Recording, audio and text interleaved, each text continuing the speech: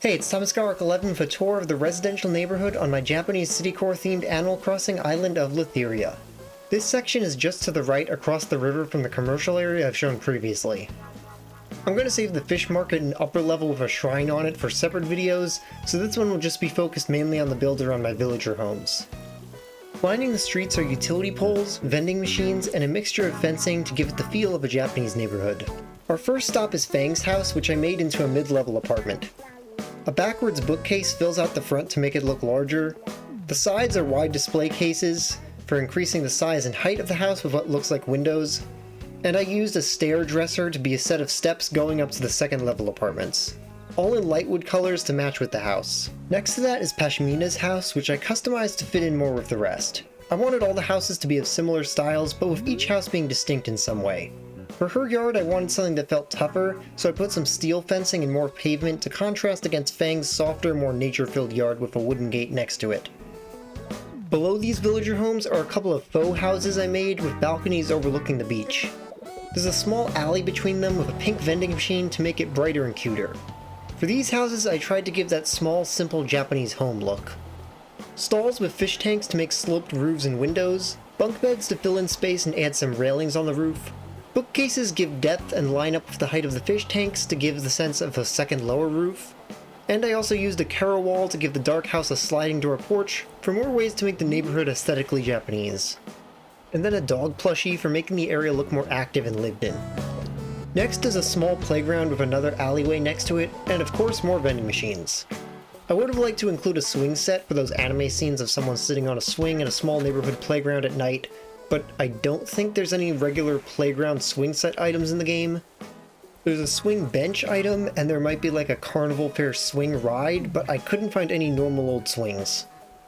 I thought of using blue fence items to match with the small blue fencing, but green felt more fitting for a playground. And another dog to keep a sense of activity even when no villagers are nearby. And Pashmina's extended house gets to overlook this park. To the right is the local fish market, which as mentioned before will get its own tour video. On the street above, also looking out at the park, is Raymond's house, who, because his interior was already an office, I decided I'd turn his house into a larger office building. Since this is a Japanese neighborhood, we got mixed-use zoning here. So, mainly just a bunch of wide display cases for his house matching the roof. I don't know what Raymond's job is, so I have no idea what these offices are actually used for. Maybe he's an editor for a book publisher because of the tiny library which I put there just because it was neat and matched the color of his house. But Business Cat will do Business Cat things. Going left on the street, we have Punchy and Felicity's houses. I've kept the utility poles and street lamps mostly uniform across the 3 streets of the neighborhood. Punchy is an inside guy, so his yard doesn't need anything. Instead, there's another little alley. I put the alleys in different spots on each street so they'd feel more natural. Then Felicity's house is garden-oriented with clothes drying on a balcony. I wasn't really sure what I could do with the riverside, so I just lined it with fences and vending machines. Coming up to the 3rd street, there's a crosswalk over to the local convenience store, aka Portia's house. For this one, I used custom design panels and display cases to turn the building rectangular by hiding the front. Similar to what I did with Raymond's house, though more flat here. A half-length panel matches the height of the display cases, so that fit well for a sign to show it as a convenience store. A backwards diner sign in green also matches the 7-Eleven color scheme, so that was a must-have. Instead of a lawn, I used road designs to create a parking lot here, and on the side is the same staircase idea as earlier to show the 2nd floor as an apartment.